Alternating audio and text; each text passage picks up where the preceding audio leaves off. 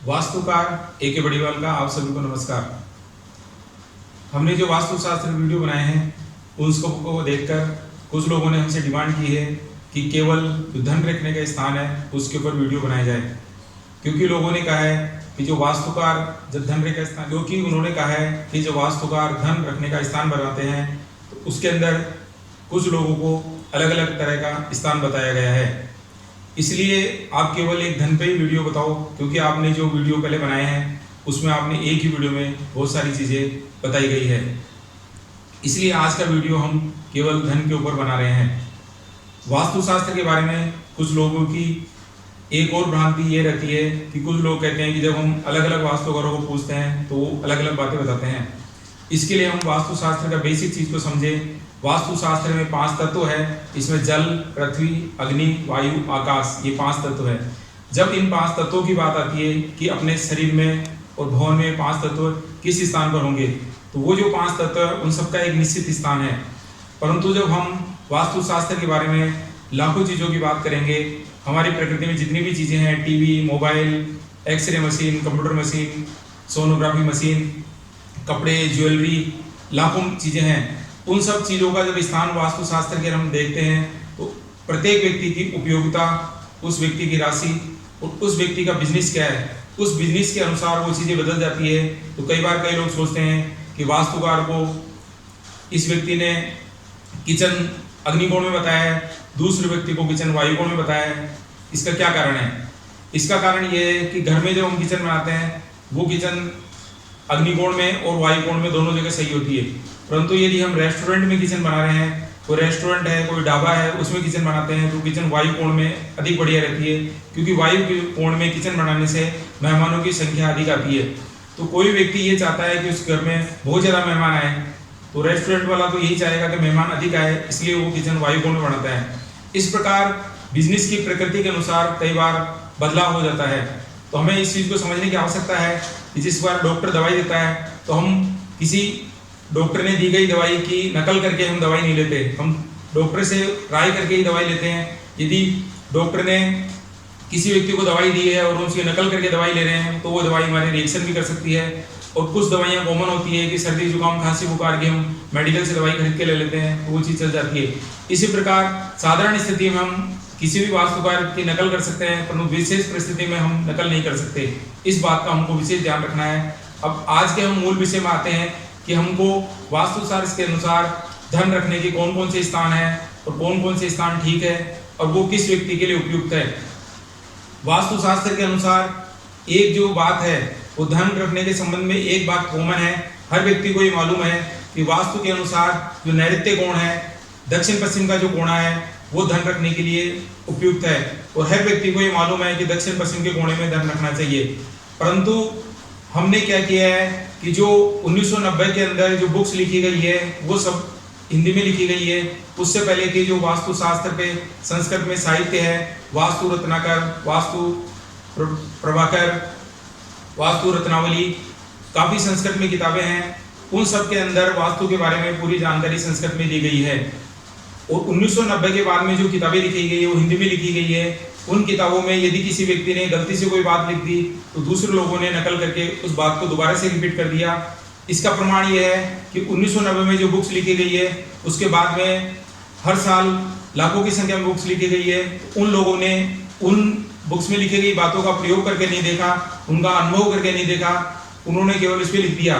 कई बार हमारे कई लेखक से बात हुई कि आपने वास्तुशास्त्र में ये बात लिखी हुई है, ये चीज़ गलत है। तो उस व्यक्ति ने कहा कि मैं वास्तुशास्त्र का बिजनेस नहीं करता, वास्तुशास्त्र में मेरे को कोई विशेष ज्ञान नहीं है, मैं केवल लेखक हूँ, इसलिए मैंने इस पर किताब लिख दी।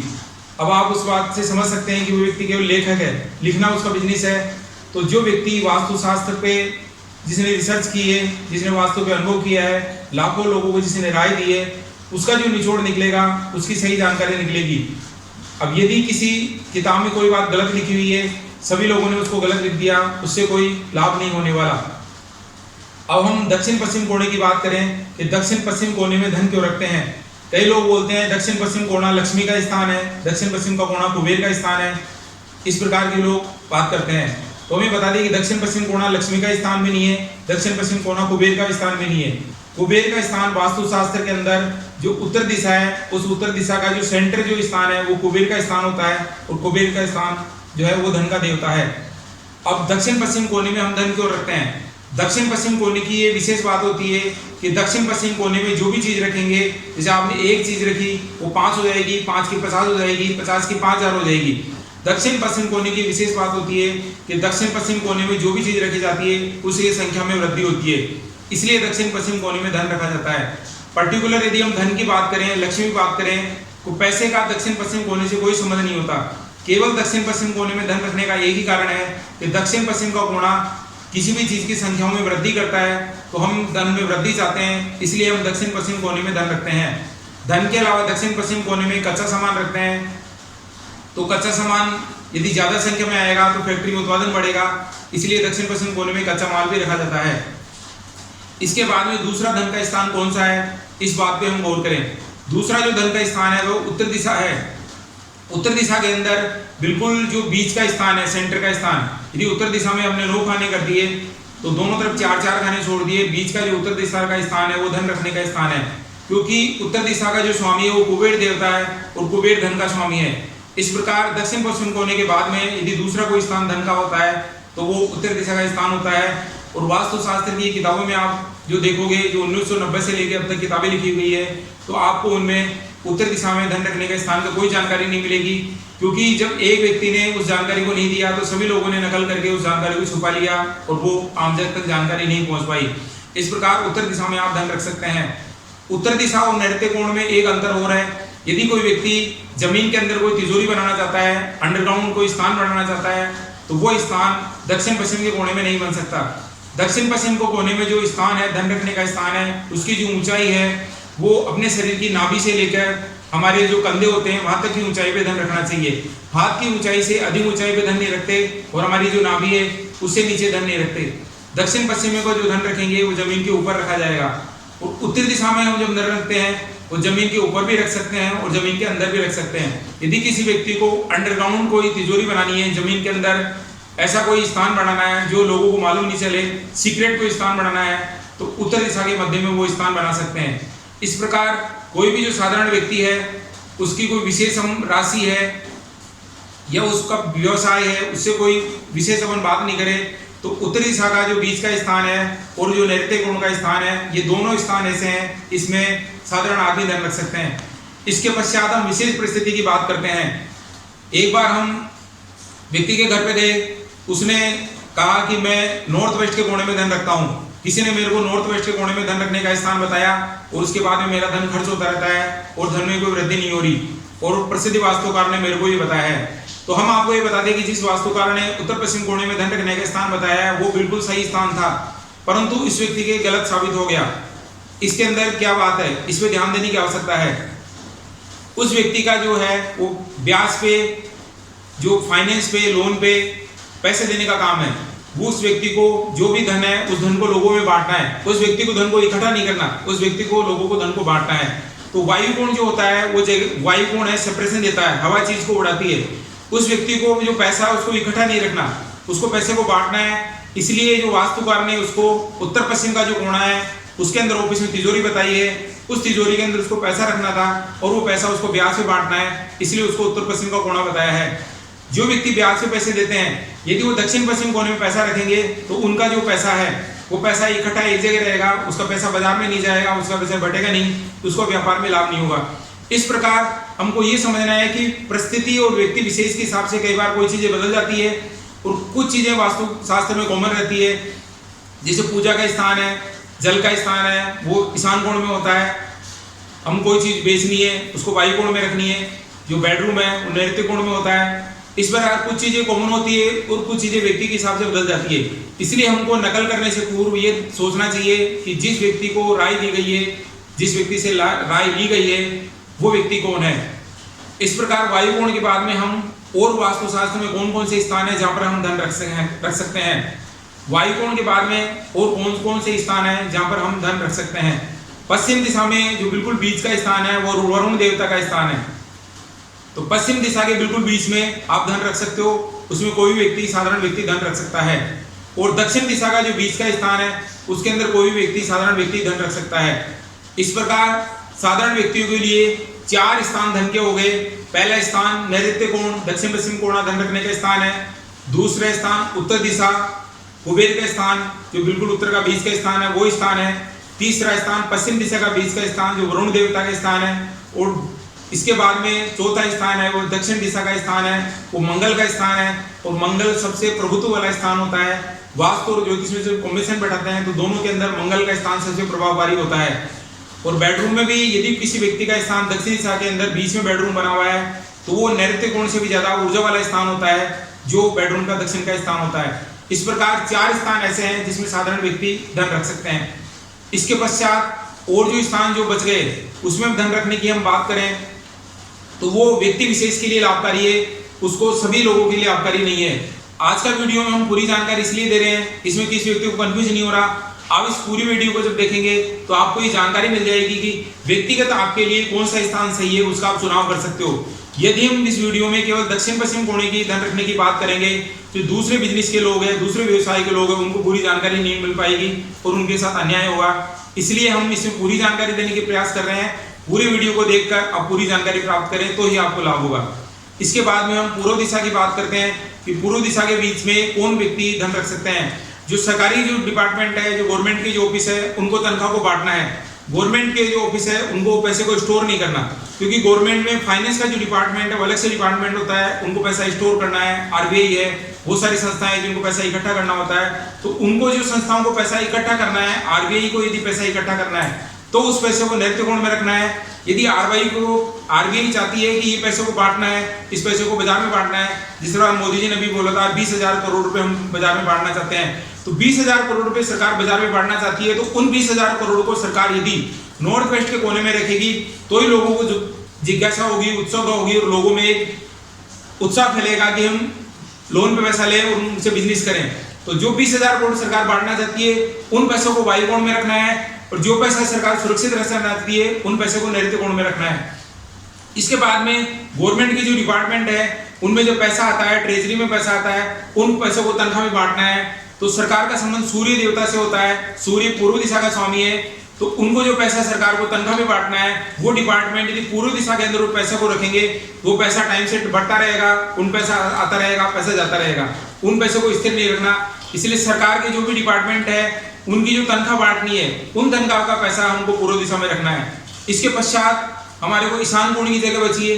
ईशान कोण में कौन पैसा रख सकते हैं? देवी स्थान विभाग है और जितने भी मंदिर है, जो मंदिर वाले जो लोग हैं, जो पैसा वो मंदिर के अंदर उनको खर्च करना है, मंदिर के काम में लगाना है, धर्म के काम में लगाना है, तो नैऋत्य कोण में जो पैसा मंदिर के पास में रखा हुआ है, जो उनका सेफ पैसा रखा हुआ है, सुरक्षित पैसा रखा हुआ है, उसमें से जो पैसा वो खर्च करना चाहते हैं मंदिर के लिए, वो यदि ईशान कोण की तरफ रखेंगे तो वो पैसा उनका शुभ काम में लगता रहेगा और उनके आगे से आगे काम सही चलता रहेगा। इसलिए मंदिर से संबंधित जो पैसा है वो उनको ईशान कोण में रखना है। इसके पश्चात अग्निकोण की जगह बचती है। भी अग्निकोण में कौन पैसा रख सकते हैं? अग्निकोण में जो रक्षा मंत्रालय है, भारत सरकार का जो रक्षा मंत्रालय है, सेना है, उनका जो पैसा है वो सरकार चाहती है कि जो पैसा रक्षा मंत्रालय का है वो तोप खरीदने में हो, मिसाइल खरीदने में हो, नई टेक्नोलॉजी में खर्च हो। तो जो आग का संबंध है वो रक्षा मंत्रालय से है। तो अग्निकोण में पैसा किसको रखना है? जो भारत सरकार का जो रक्षा मंत्रालय है उससे संबंधित जो डिपार्टमेंट है उनको पैसा अग्निकोण में रखना है। इस प्रकार हमने, आप देखो एक एक करके हम नैऋत्य कोण से शुरू हुए थे, फिर हमने कुबेर देवता का उत्तर दिशा का स्थान बताया, फिर हमने फाइनेंस के लिए वायु कोण का स्थान बताया, फिर इसमें साधारण व्यक्तियों के लिए 2 अतिरिक्त हमने स्थान जो दक्षिण दिशा के और पश्चिम दिशा के बताए। इसके बाद में हमने पूर्व का सूर्य का स्थान बताया, फिर हमने ईशान कोण का स्थान बताया, फिर हमने नैऋत्य कोण के बाद में अग्निकोण का स्थान बताया। इस प्रकार हमने इसमें पूरी जानकारी दी है। तो हर व्यक्ति के लिए इसमें आपको पूरी जानकारी मिली है। इस पूरी जानकारी से आप पूरा लाभ उठा सकते हो और आप जो पैसा है अपने व्यवसाय के हिसाब से हर जगह पे रख सकते हो। अब इसमें आज से पहले जो लोगों के पास जानकारी थी वो पूरी जानकारी नहीं थी, सबको एक ही जगह मालूम थी कि सब दक्षिण पश्चिम का कोना है, नैऋत्य कोण है, वहीं पैसा रखना है, ये लक्ष्मी का स्थान है, कुबेर का स्थान है, यहाँ पैसा रखना है। लोगों को इस चीज की जानकारी नहीं है कि कुबेर का जो स्थान है वो दक्षिण पश्चिम का कोना नहीं है। दक्षिण पश्चिम के कोने में केवल एक ही कारण से पैसा रखते हैं कि उसकी संख्या में वृद्धि करनी है। अब पैसे यदि आपके पास काफी मात्रा में है, उस पैसे को व्यापार में लगाना चाहते हो, उस पैसे को खर्च करना चाहते हो, आप उसको धर्म के काम में लगाना चाहते हो, उसको आप रक्षा मंत्रालय में लगाना चाहते हो, उस पैसे को तनख्वाह में बांटना चाहते हो, तो इस अलग अलग प्रकार में हमने पैसे की उपयोगिता बताई है। उन जगहों पे हम पैसा का रोकेंगे तब पैसे का उपयोग होगा। दक्षिण पश्चिम कोने में केवल पैसा रखने से पैसा जाम हो जाता है। यदि वो पैसा जाम हो गया उसकी कोई उपयोगिता नहीं है। आप ये समझो, आपके पास में अखबार की रद्दी रखी हुई है, एक बक्से में अखबार की रद्दी रखी हुई है, बहुत बड़ा बक्सा है, 10 बाई 10 का बक्सा है, उसमें अखबार की रद्दी रखी हुई है। अब वो रद्दी कुछ काम नहीं आ रही, यदि आप उस रद्दी को काम में नहीं लो। इसी प्रकार आपके पास एक पैसा है, वो बक्सा है, वो पूरा बक्सा 10 बाई 10 का बक्सा नोट से भरा हुआ है। यदि पैसे को काम में नहीं ले रहे तो अखबार की रद्दी और दोनों बराबर है, दोनों में कोई अंतर नहीं है। तो पैसा का उपयोग खर्च करने से होता है, उसको बिजनेस में लगाने से होता है, व्यापार में लगाने से होता है। तो आपको क्या करना है कि दक्षिण पश्चिम को जो पैसा रखा हुआ है उतना ही पैसा रखना है जो आपको उसमें सुरक्षित रखना है, भविष्य के लिए रखना है।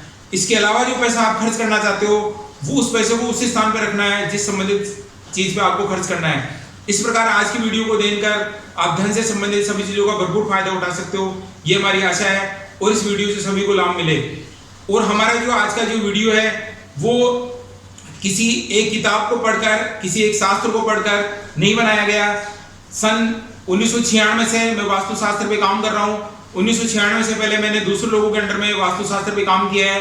मैंने आर्किटेक्ट के ऑफिस में भी काम किया है। मैंने 1-2 साल कर प्राइवेट जो टाउन प्लानिंग है गवर्नमेंट का डिपार्टमेंट है उसमें भी काम किया है। टाउन प्लानिंग का छोटा डिपार्टमेंट जो है प्लानिंग सेल है उसमें भी काम किया है। आर्किटेक्ट के पास भी काम किया है। और मैंने वास्तु के हिसाब से मैं नक्शे बनाता हूँ, वास्तु के हिसाब से नए मकान बनाता हूँ। पुराने मकानों को वास्तु के हिसाब से तोड़ के बनाते हैं। और किसी भी आदमी की कोई एक पर्टिकुलर समस्या होती है वो हमको कॉल करके बुलाता है कि किसी की एक कोई पर्टिकुलर समस्या है, उसकी आर्थिक समस्या है, उसकी स्वास्थ्य समस्या है, उसकी जो एक ऐसी समस्या है जैसे किसी ने कहा था हमारे कई सालों से घर में कोई शादी नहीं हो रही, शादी संबंधी समस्या है, बच्चों से संबंधित समस्या है, संतान की समस्या है कि उसकी संतान नहीं हुई। तो पर्टिकुलर एक समस्या पे वास्तु, ज्योतिष, हस्तरेखा, पूजा पाठ और दान, उन सभी के अंदर सभी का सहयोग लेते हुए एक चीज मैं विशेष तौर से जोर देना चाहता हूं कि जब हम किसी भी चीज का व्यापार कर रहे हैं, बिजनेस कर रहे हैं, कोई भी काम कर रहे हैं, तो यदि आप प्रकृति के लिए कोई काम कर रहे हो तो आप किसी का भी वीडियो देख लो, कोई भी बात पढ़ लो, कोई भी शास्त्र पढ़ लो, किसी भी राय ले लो, आपको कभी लाभ नहीं हो सकता। जब आप प्रकृति के लिए काम करोगे आपको कितना भी लाभ हो रहा है, फायदा हो रहा है, आप चाहे एक दिन के 100 रुपए कमा रहे हो या चाहे एक दिन के 1 करोड़ रुपए कमा रहे हो, आप चाहे धीरूभाई अंबानी हो, चाहे विजय माल्या कोई व्यक्ति हो, जब आप उसमें से दान करोगे, प्रकृति के लिए काम करोगे, खुश होकर काम करोगे, तब आपको लाभ मिलेगा। यदि कोई व्यक्ति किसी चीज को फॉलो कर लेता है और प्रकृति के लिए कोई काम नहीं कर रहा, वो जितना भी खा रहा है वो खुद ही खा रहा है, तब उसको कोई लाभ नहीं मिलता। इस प्रकार आपको जो भी लाभ हो उसके अंदर आपको जो भी दान करना है, प्रकृति की सेवा करनी है, उन सब चीजों को रोगे तभी आपको कोई लाभ होगा। हम आशा करते हैं कि इस वीडियो को देखकर आपको धन, संपत्ति, परिवार, सुख, समृद्धि सभी में लाभ हो। यही हमारी आशा है। धन्यवाद।